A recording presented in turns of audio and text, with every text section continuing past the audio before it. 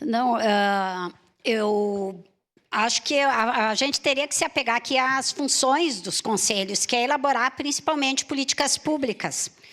Então, nesse sentido, elaborar uma política pública para aquela situação. Nós já fizemos aqui, já existe na cidade vários conselhos. Eu acho que aqui deveria estar mais claro, é um Conselho Municipal de Evangélicos, então eu não tenho absolutamente nada contra nenhuma das religiões, mas se a gente pegar realmente quem segue, eu acho que teve gente que não leu o projeto, porque o projeto fala que os representantes da sociedade civil vão ser eleitos entre a comunidade evangélica.